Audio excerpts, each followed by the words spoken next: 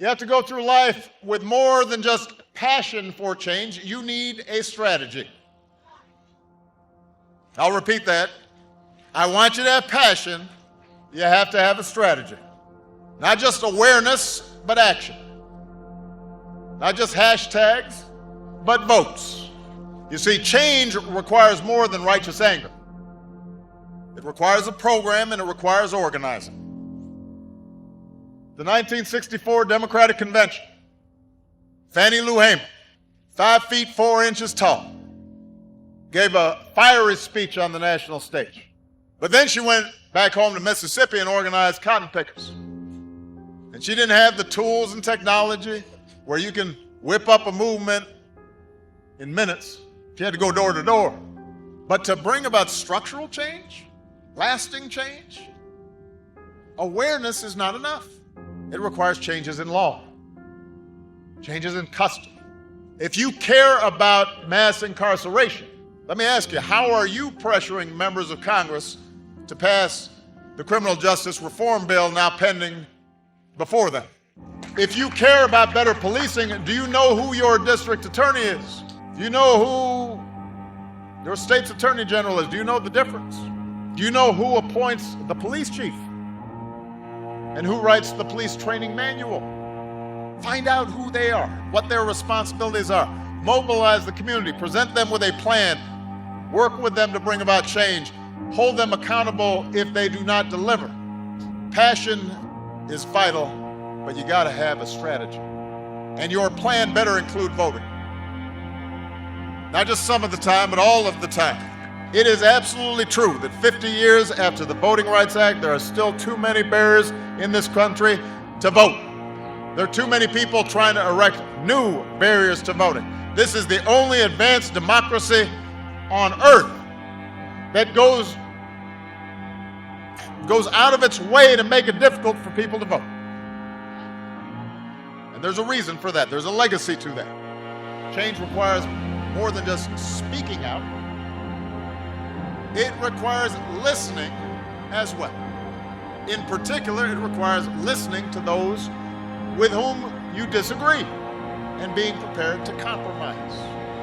You know, when I was a state senator, I helped pass Illinois' first racial profiling law and one of the first laws in the nation requiring the videotaping of confessions in capital cases. And we were successful because early on, I engaged law enforcement. I didn't say to them, "Oh, you guys are so racist. You need to do something." I understood, as many of you do, that the overwhelming majority of police officers are good and honest and courageous and fair and love the communities they serve. And we knew there were some bad apples, and that even good cops with the best of intentions, including, by the way, African American police officers, might have unconscious biases, as we all do. So we engaged and we listened and we kept working until we built consensus.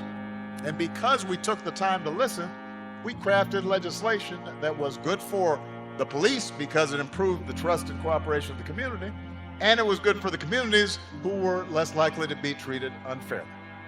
There will be times when you shouldn't compromise your core values, your integrity, and you will have the responsibility to speak up in the face of injustice. But listen, engage. If the other side has a point, learn from them. If they're wrong, rebut them, teach them, beat them on the battlefield of ideas. And you might as well start practicing now, because one thing I can guarantee you, you will have to deal with ignorance, hatred, racism, foolishness, trifling folks. I promise you, you will have to deal with all that at every stage of your life. That may not seem fair, but life has never been completely fair. Nobody promised you a crystal state. And if you want to make life fair, then you've got to start with the world as it is. So, that's my advice. That's how you change things. Change isn't something that happens every 4 years or 8 years. Change is not placing your faith in any particular politician and then just putting your feet up and saying, okay, go. Change is the effort of committed citizens who hitch their wagons to something bigger than themselves and fight for it every single day. Now it's your turn. And the good news is you're ready. And when your journey seems too hard, and when you run into a chorus of cynics who tell you that you're being foolish to keep believing, or that you can't do something, or that you should just give up, or you should just settle, you might say to yourself a little phrase that I found handy these last 8 years. Yes, we can.